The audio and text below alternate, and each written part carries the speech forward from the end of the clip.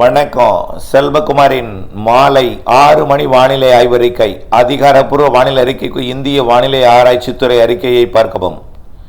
2025 November 22 சனிக்கிழமை மாலை ஆய்வறிக்கை. இலங்கைக்கு தெற்குப்புறம் தென் மேற்கு பகுதி மற்றும் குமரிக்கடல் பகுதியை ஒட்டி உருவாகி இருக்கக்கூடிய காற்றழுத்த தாழ்வு நிலை நாளை காற்றழுத்த தாழ்வு பகுதியாக உருவெடுக்க இருக்கிறது. மலேசியா மற்றும் சுமத்ரா தீவு இடைப்பட்ட பகுதியில் நீடித்து கொண்டிருக்கூடிய காற்று சுழற்சி இப்பொழுதைக்கு காற்றழுத்த தாழ்வு பகுதியாக உருவாகாது. இது வரக்கூடிய 26, 27 தேதிகளில் தான் ஒரு காற்றழுத்த தாழ்வு பகுதியாக உருவாகும் என்று எதிர்பார்க்கப்படுகிறது. அதுவரை அதே மலேசியா மற்றும் சுமத்ரா தீவு இடைப்பட்ட பகுதியிலேயே நீடிக்கும். 24ஆம் தேதி மத்திய வங்கக்கடல் வருவதற்கெல்லாம் வாய்ப்பில்லை. தெற்கு மத்திய வங்கக்கடல் வருவதற்கு வாய்ப்பில்லை.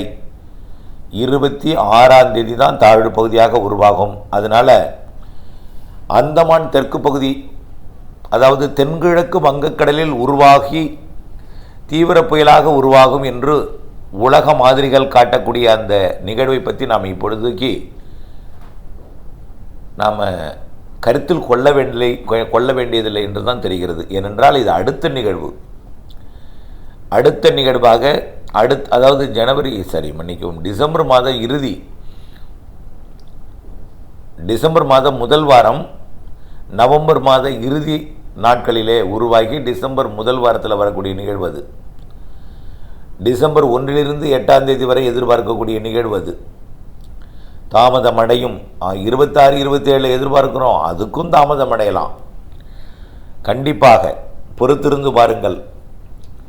உலக மாதிரியெல்லாம் 25, 26, 27 புயலாக உருவாகி பெரும் புயலாகி சூப்பர் புயல் வரைக்கும் போட்டுட்ருக்காங்க. பொறுத்திருந்து பாருங்கள். அப்படி நடப்பதற்கான வாய்ப்பு எனக்கு தெரியவில்லை.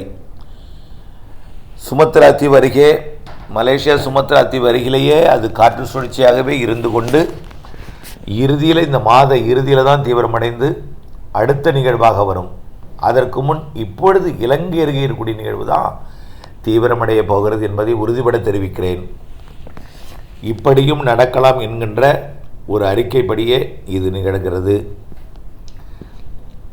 இது இப்பொழுதைக்கு தென் மாவட்டங்களின் பல்வேறு பகுதிகளில் நல்ல மழை பொழிந்து வருகிறது. கடலோரம் கனமழை, திண்டுக்கல் உள்ளிட்ட உள் மாவட்டங்களுக்கும் மேற்கு தொடர்ச்சி மலை மாவட்டங்களுக்கும் ஆங்காங்கே மழைப்பொழிவை கொடுத்து வருகிறது. டெல்டா மாவட்டங்களில் தொடர்ச்சியாக மழை பெய்து கொண்டே இருக்கிறது. விட்டு விட்டு கனமழை பெய்கிறது. வேதாரண்யம் உள்ளிட்ட பகுதிகளெல்லாம் நல்ல மழை. மயிலாடுதுறை, கடலோரம், வேதாரண்யம், நாகப்பட்டினம் மாவட்ட பகுதியெல்லாம் நல்ல மழை பொழிந்து வருகிறது. ஒட்டுமொத்த தமிழ்நாட்டிற்கு படிப்படியாக இந்த மழையோட அளவு தீவிரமடையும்.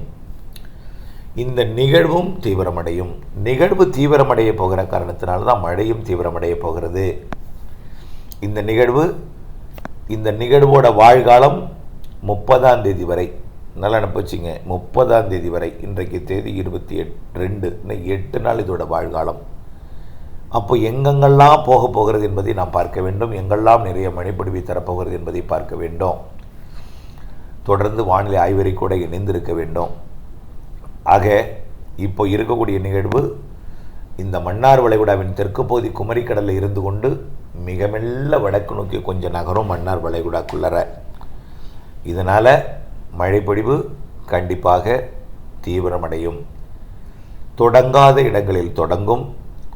தூறல் மழைப்பொழிவு பொழிந்து கொண்டு கூட்டத்தில் லேசான மழையாக மாறும். மிதமான மழையாக பொழிந்து கொண்டிருந்ததில் சற்று கனமழையாக மாறும். கனமழை பொழிந்து கொண்டிருந்ததில் மிக கனமழை பொழிவாக மாறும். இப்படியே படிப்படியாக மழையோட அளவு தீவிரமடையும்.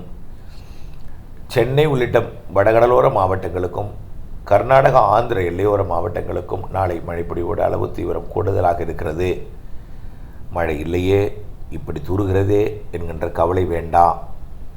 ஒரு நிகழ்வு வந்தால் அது தீவிரமடைய வேண்டும். தீவிரமடைஞ்சால்தான் நிறைய மழைப்பொழிவை கொடுக்கும். எடுத்த எடுப்பிலேயே கொட்டி திருத்துறாது. எடுத்த எடுப்பிலேயே தீவிரமடைந்துடாது. எடுத்த எடுப்பிலேயே நம்ம ஊர் குளத்துக்கு மழைப்பொழிவு தரும் வகையில் செட் ஆகிடாது. கொஞ்சம் கொஞ்சமாக அதோட இடத்தை நகரும், இடமிட்டு இடம் நகரும், இரு காற்று இனமை மாற்றி மாற்றி ஏற்படுத்தி கொண்டே இருக்கும். முதல்ல மன்னார் வளைகுடாவில் தீவிரமடையும், பிறகு இலங்கை கடந்து இலங்கை தரைப்பகுதியில் ஏறும்போது கொஞ்சம் தீவிர மழைப்பொழிவோட தீவிரம் குறையும். ஒரு நாள் குறைந்திருக்கலாம், ஆனால் மழை இருக்கும், குறைந்திருக்கும் தீவிரம். காரணம் என்னென்னா, நிலப்பகுதியில் ஏறினாலே காற்றோட ஈர்ப்பு குறைவாக இருக்கும், சக்தி கொஞ்சம் தீவிரம் இல்லாமல் இருக்கும். இருந்தாலும் அதே சக்தியோட கடலுக்கு வந்துக்கிட்டு இருக்கே மீண்டும் தென் இலங்கை தென்மேற்கு இலங்கையில் கடந்து வடகிழக்கு இலங்கையில் வந்து கடலில் இறங்கும் மீண்டும் என்று எதிர்பார்க்கப்படுகிறது. படத்தில் காட்டியுள்ளவாறே அது அப்படியே வடக்கு நோக்கி நகர்ந்து, அதாவது வரக்கூடிய 25ஆம் தேதி வரைக்கும் மன்னார் வளைகுடாவில் இருக்கும். 26ஆம் தேதி இலங்கை கடக்கும் என்று எதிர்பார்க்கப்படுகிறது. 27ஆம் தேதி வட இலங்கையில் இருக்கும். 28ஆம் தேதி டெல்டா மாவட்டங்களை ஒட்டி இருக்கும். 29ஆம் தேதி கடலூர் உள்ளிட்ட மாவட்டங்களை ஒட்டி இருக்கும். 30ஆம் தேதி சென்னையை ஒட்டி போகும். 1ஆம் தேதி அது ஆந்திர பிரதேசம் போய் செயலிழக்கும், உள் ஆந்திர பிரதேசம் இருக்கும். ஆக இப்போது 8 நாட்களுக்கு இருக்குது இந்த மழை. இப்போ டெல்டா மாவட்டங்களுக்கு வடக்கே நகர்ந்துட்டால் மழை குறையும். அப்போ 29 வரை டெல்டாவிற்கு இருக்குது. சென்னைக்கு 30ஆம் தேதி வரை இருக்குது. தொடங்கி தொடரும், தொடங்காத இடங்களில் தொடங்கி தொடரும். இந்த நிகழ்வு 30ஆம் தேதி மழைப்பொழிவு, 30ஆம் தேதி வரை மழைப்பொழிவை கொடுத்த பிறகு தான் அந்த சுமத்ராத்தி வருகை இருக்கக்கூடிய நிகழ்வு மேலும் ஒரு நிகழ்வோடு இணைந்து மேற்கு நோக்கி வந்து தீவிரமடைந்து அதுவும் தமிழ்நாட்டுக்கு வரும் என்று சொல்லியிருக்கிறோம். மழை தரும் நிகழ்வு தான் எல்லாமே, காற்றச்சம் வேண்டாம். இலங்கை அருகே நீடிக்கக்கூடிய நிகழ்வு மன்னார் வளைகுடா போய் ஒரு வெல் மார்க் லோ ப்ரெஷர் ஆகி அது டிப்ரெஷன் வரைக்கும் போகலாம்.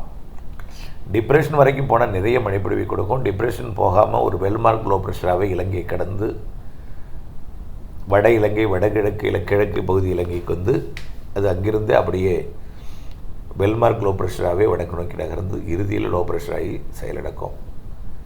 ஆக இந்த நிகழ்வு தமிழ்நாட்டுக்கு மழைப்பொழிவை கொடுப்பது உறுதி. அனைத்து மாவட்டங்களுக்கும் மழை உறுதி. தென் மாவட்டங்கள் டெல்டா மாவட்டங்களுக்கு கனமழை உறுதி. இதில் தென் மாவட்டங்களுக்கு ஒரு சில இடங்களில் மிக கனமழை, அதீத மழைப்பொழிவு உண்டு.